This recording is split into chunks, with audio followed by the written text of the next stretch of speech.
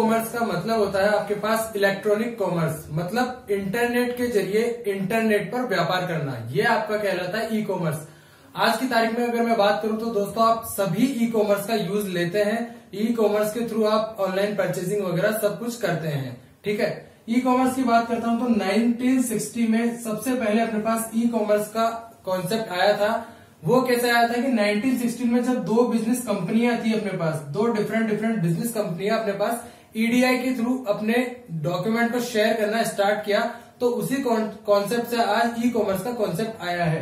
दो बिजनेस कंपनियां थी, उन्होंने ईडीआई होता है अपने पास इलेक्ट्रॉनिक डेटा इंटरचेंज। इसके थ्रू सबसे पहले कंपनियों ने क्या किया कि जो दो कंपनियां होती थी वो इलेक्ट्रॉनिक वे से इंटरनेट के थ्रू अपने पास उनका डॉक्यूमेंट शेयरिंग का काम उन्होंने सबसे पहले स्टार्ट किया। तो डॉक्यूमेंट शेयरिंग का काम उन्होंने धीरे धीरे स्टार्ट किया और धीरे धीरे यही कॉन्सेप्ट ई कॉमर्स के मार्केट में आ गया और ऑनलाइन चीजें खरीदनी और बेचनी जाना स्टार्ट की जाने। अब बात करते हैं हम ई कॉमर्स के कुछ अपने पास बेनिफिट्स, जो कि क्या क्या है वो मैं आपको बता देता हूँ। ई कॉमर्स के बेनिफिट से रिलेटेड आपको कई बार क्वेश्चन मिल जाता है कि निम्न में से कौन सा ई कॉमर्स का बेनिफिट नहीं है, या फिर निम्न में से कौन कौन से ई कॉमर्स के बेनिफिट है।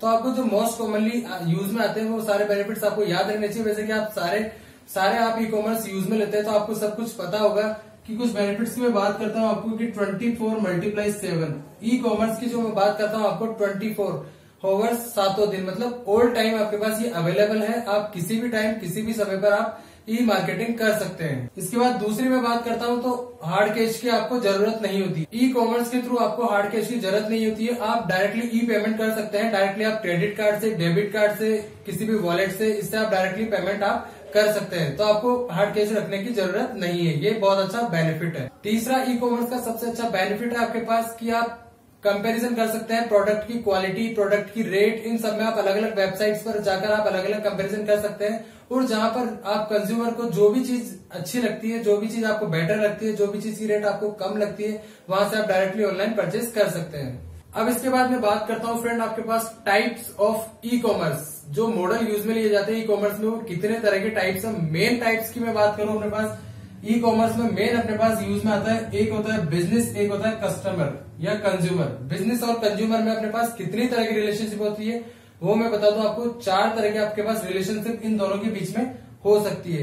तो वो अपने पास 4 मेन टाइप है। फर्स्ट की मैं बात करूं तो अपने पास हो गया बिजनेस टू बिजनेस। सेकंड की मैं बात करूं तो बिजनेस टू कस्टमर। थर्ड की मैं बात करूं तो अपने पास हो गया कस्टमर टू बिजनेस। और फोर्थ की मैं बात करता हूं अपने पास तो कस्टमर टू कस्टमर। ये 4 अपने पास बिजनेस और कंज्यूमर के बीच में 4 जो मेन टाइप है वो अपने पास चारों मैंने यहाँ पे आपको बताए। और मैं बताता हूँ कि आपको यहाँ से किस टाइप के आपको क्वेश्चन मिल सकते हैं। सबसे पहले मैं बात करता हूँ बिजनेस टू बिजनेस की। बिजनेस टू बिजनेस की अगर मैं बात करूँ तो यहाँ पर कंज्यूमर का अपने पास कोई इंटरेक्शन नहीं होता है। कंज्यूमर का यहाँ पर कोई मतलब नहीं होता है, केवल 2 बिजनेस पार्टनर आपस में इंटरेक्ट करते हैं।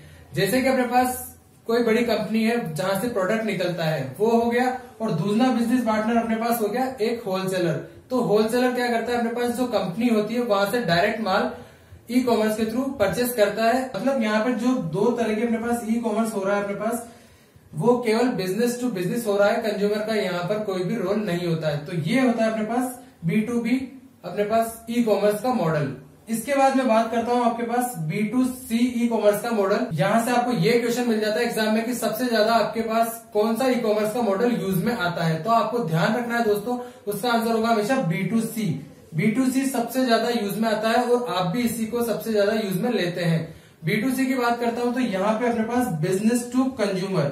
बिजनेस टू कंज्यूमर में यहाँ पे ये होता है कि जो बिजनेस पार्टनर होता है, जो बिजनेस के पर्पज से होता है, वो अपने पास क्या करता है, अपने प्रोडक्ट्स ऑनलाइन डालता है, देन उसको कंज्यूमर एक्सेस करता है और वहां से अगर कंज्यूमर को कुछ पसंद आता है तो वो उसे परचेस करता है। तो ये हो गया अपने पास बिजनेस टू कंज्यूमर।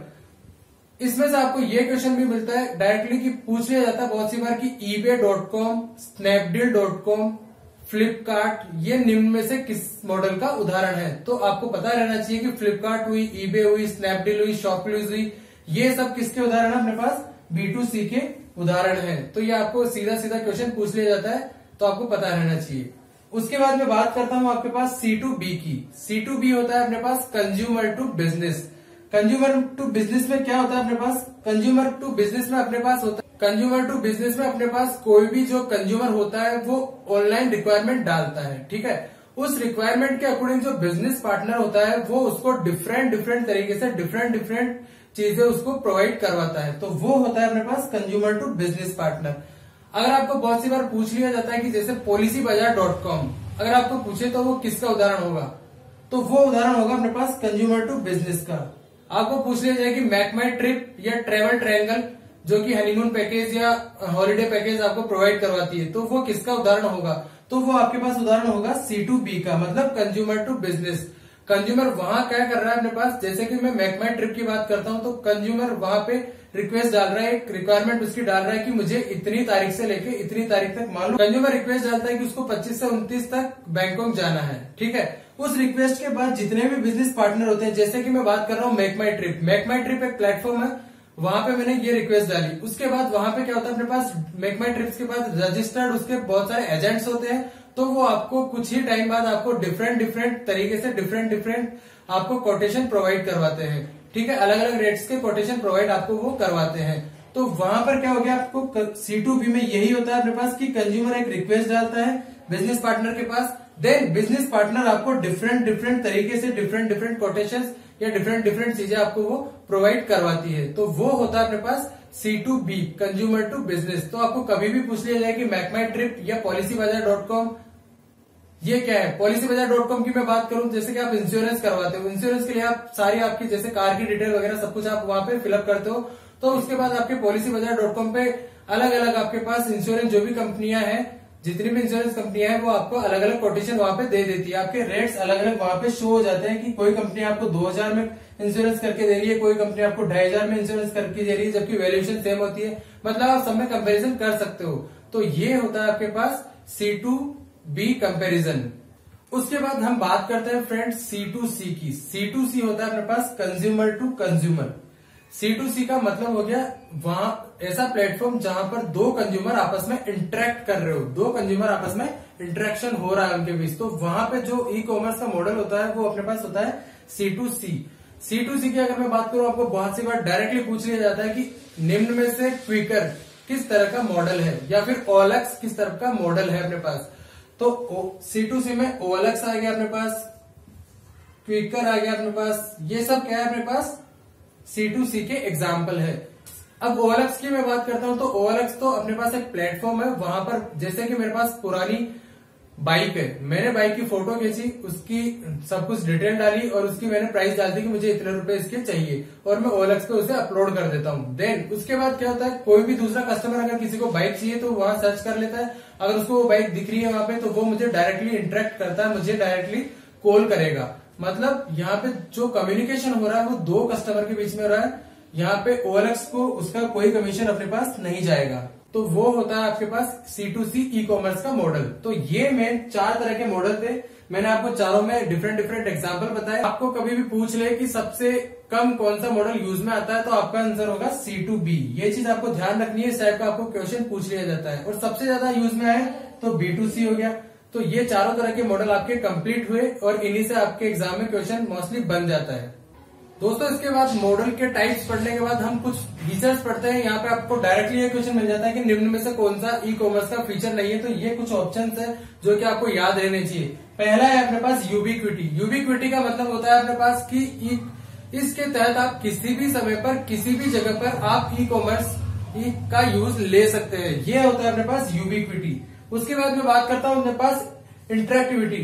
इंटरेक्टिविटी की मैं बात करता हूं तो ई कॉमर्स के अंदर आप बिजनेस पार्टनर से कंज्यूमर डायरेक्ट इंटरेक्ट कर सकता है, मतलब इंटरेक्शन हो सकता है आप बाई कॉल या फिर बाई ईमेल, आप दोनों की आपकी कोई भी अगर कोई प्रॉब्लम हो तो उसका सॉल्यूशन आप बाई कॉल या बाई ईमेल के थ्रू आप ई कॉमर्स के इस मॉडल में। इसके बाद है अपने पास थर्ड जो है वो है यूनिवर्सल स्टैंडर्ड्स। यूनिवर्सल स्टैंडर्ड्स की बात करूं तो यूनिवर्सल स्टैंडर्ड्स ई कॉमर्स के लिए जो बने हुए हैं वो सारी कंपनियां जैसे फ्लिपकार्ट हुई, ईबे हुई, या जो भी जितनी भी अपने पास alibaba.com हुई, जितनी भी कंपनियां अपने पास होती है वो सारी कंपनियां जो स्टैंडर्ड्स बने हुए वो उनको यूज में लेती है।